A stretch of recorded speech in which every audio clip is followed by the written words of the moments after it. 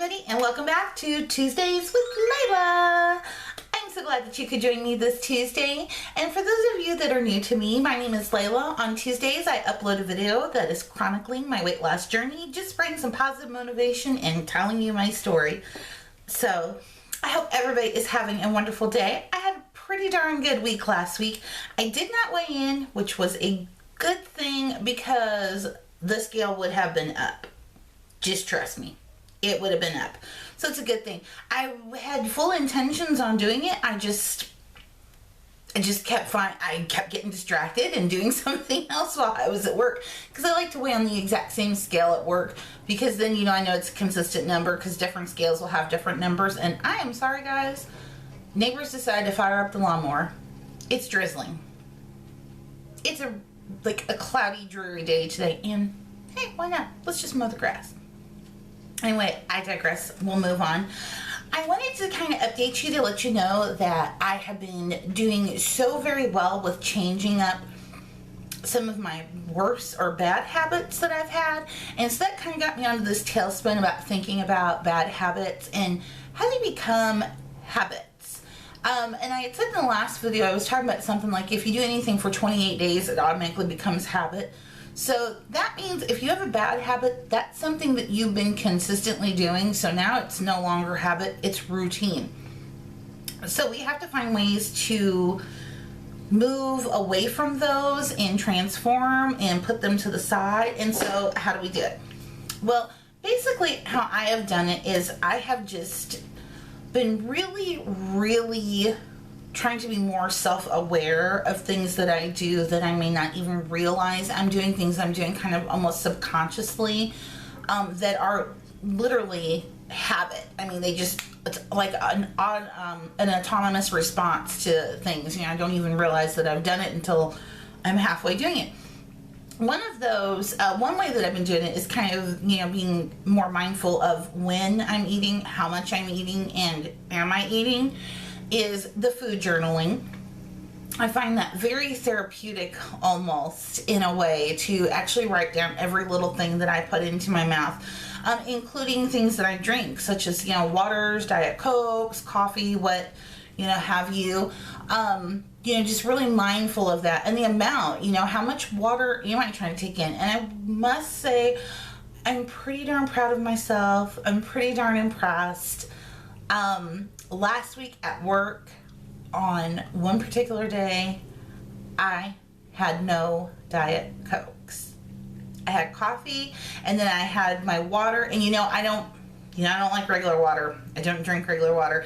I get the little, like the little chemical mix-in packets or the chemical squeeze-in packet, which I know is not the best thing, but I do know this. It's probably more healthy than Mountain Dew. So, it's little baby steps, and not everybody can, some people are like, oh no, you have to just drink plain water, it's like, no, I don't have to do anything. So, that kind of puts you in that mode. I've never been a water drinker. I don't think I'm going to start today becoming a water drinker. So, for me, using the mix-ins, it works. So again, I want to say I'm so proud. That's all I drank while I was at work. And I did drink several of them. So, and it seemed like the more I would drink, the more I would be thirsty. So I know that's my poor little dehydrated body just saying, yes, yes, yes. Keep bringing it in, keep bringing it in. So just, I had to give myself a shout out for that because I'm so proud of myself. Like I said, that's a huge step for this soda drinker. It's huge. So moving on, I've just been kind of trying to be mindful of turning those things into habits. So, not only at work, but I've been trying to do it more so, at home with drinking waters and trying to curb off my Diet Coke some.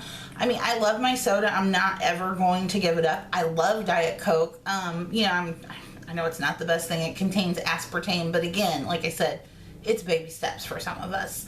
And some of us, those baby steps are going to be a lot tinier than other people's baby steps. So I always like to tell people, I'm just giving you my story. I'm not telling you what to do. You take from it what you want and leave the rest behind. But this is just what is working for me.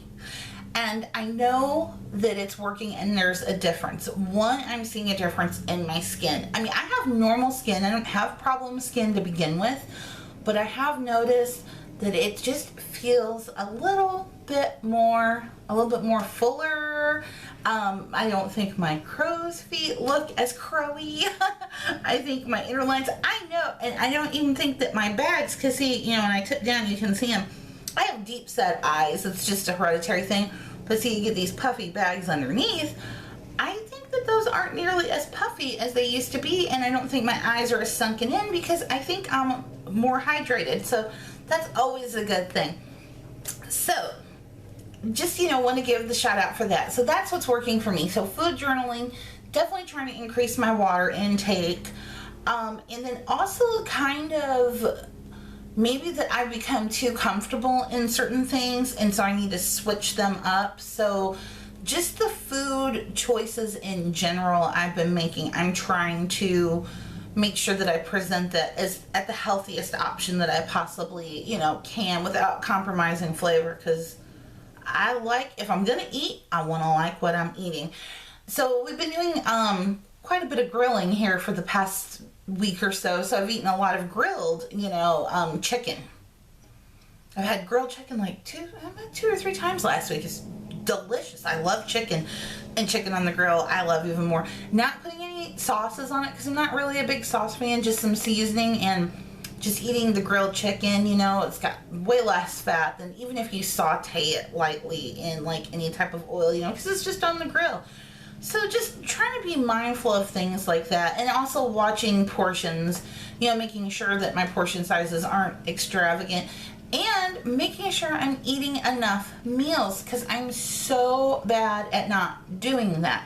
I am so, you know, for me, it is an autonomous response to just eat once a day, and sometimes that's a binge, because if I'm really hungry, then I'm going to eat until I'm not hungry.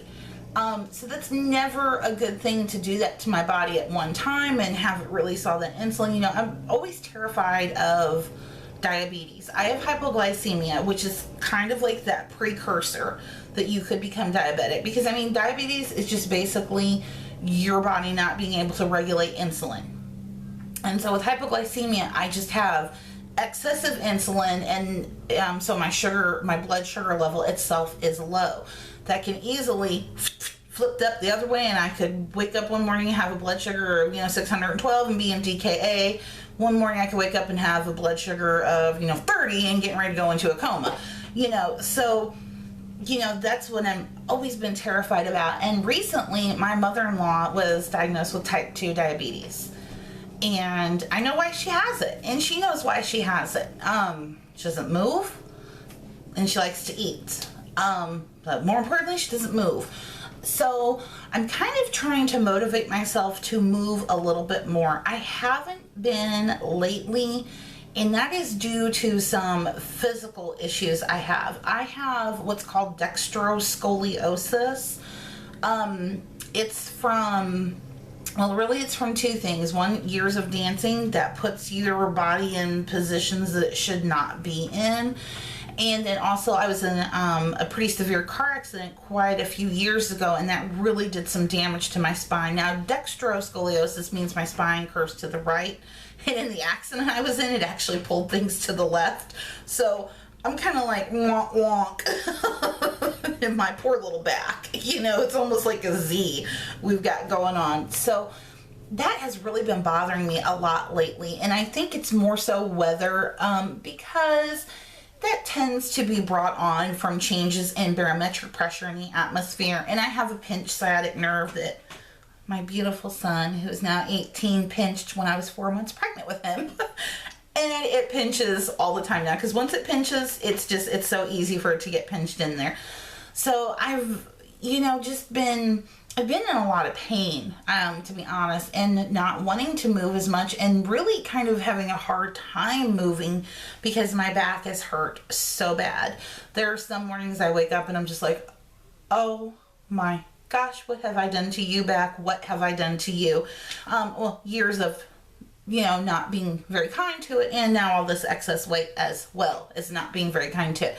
So I've been trying to look for some more exercises that don't really pull and strain on my back as much, but still work my core, because I know that if my core works, that really does help my back. And that's the truth. If you can get your core in shape, a lot of back and knee problems that you have can be resolved just from that.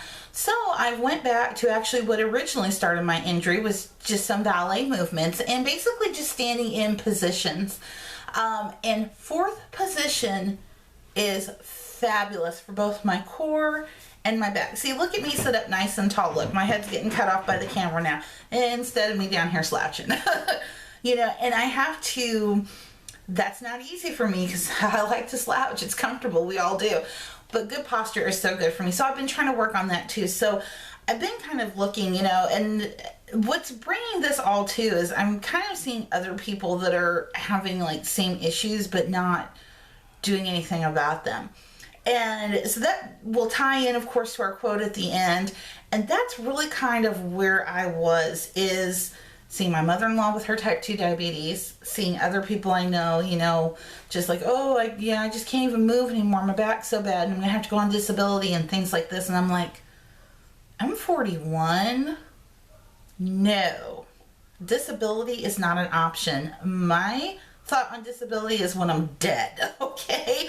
Now, I know that there are people out there disabled, and I'm not mocking you and putting you down in any way, shape, or form, trust me. But for me personally, that is, I think that's like my deal breaker with, you know, things. It's like, you know, if I were to become disabled, I would be crushed. So I'm trying to prevent that. And so that's kind of where I'm going. But again, like I said, I don't want anybody's feelings to get hurt. I'm not putting you down if you're disabled, you know, for any reason. I'm not. I'm just saying, for me, that I think that's my worst case scenario, is being in a situation where I become disabled. That is my worst case scenario. That is like my biggest fear. So I'm going to try and do everything to prevent that from happening. So that's kind of where I am this week, is I'm going to try and start some new workout regimens. There's a, you know, I've told people before, I'm from the St. Louis area, and St. Louis has a wonderful arts program, and it's called Coco. And you know, they do all of the arts. They do theater, they do dance and everything, but they have like beginner ballet for adults. And I'm not a beginner, but I haven't done it in years and years and years and years and years. So I am a beginner again. And I think I'm going to get back into that. It's once a week on a Sunday, and it's in the evening, so that's perfect for somebody who works midnights, who's not a day person. And so I think I'm going to get into that, you know, get some more flexibility, get moving, and I think that'll help motivate me to get to doing better things. You know, I want to be able to run again and things like that. So that's just kind of where I was this week. And so I think your positive affirmation is going to be, don't let what other people tell you, or what you even sometimes tell yourself, dictate what you're going to do. You know, a lot of people, I've told them, you know, that, hey, I'm gonna go into ballet again, and they're like, aren't you a little too fat and old for a ballet? And I'm like, wah, you know. And that's the attitude you have to have. When somebody tells you can't do something, you almost have to do it just to prove them wrong. At least I do. I'm that kind of person. So that is your positive affirmation, is don't let other people tell you, or what your little voice in your head even tells you, dictate your path. Do it anyway. Do it anyway. Prove them wrong. Okay, so now for your positive quote. And this comes from Alaine de Botton.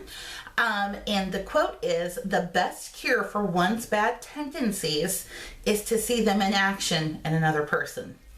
So, and that's kind of, like I said, what brought me to this, is I was seeing other people going through things that I'm on the brink of myself, and I'm thinking, nope, nope, nope. Gotta do something. Let's get moving and motivated. So anyway, that's what I have for you today. I want everybody to have a wonderful, fabulous, fantabulous Tuesday. Please feel free to leave in the comments any questions that you have for me, anything you'd like me to touch on in a video, that something maybe I can research that you want to hear about. That's, you know, kind of with, you know, not just always weight loss, but sometimes lifestyle and mindset, because it starts here. Everything starts here, and then we put it everywhere else. So anything like that, if you don't want to leave it in the comments, feel free to shoot me an email, or you can go over to Facebook and message me on Facebook. My Facebook link will be down below for it's I think my Facebook is it's Leyla Boo, Facebook / it's Leyla Boo. So you can send me a private message there. I don't mind that. Like I said, shoot me an email. Heck, I'll probably throw you my phone number so you can text me. It's the easiest way to get a hold of me. And so again, I just want to thank you all for spending some time with me, and I will see you next time. Ciao.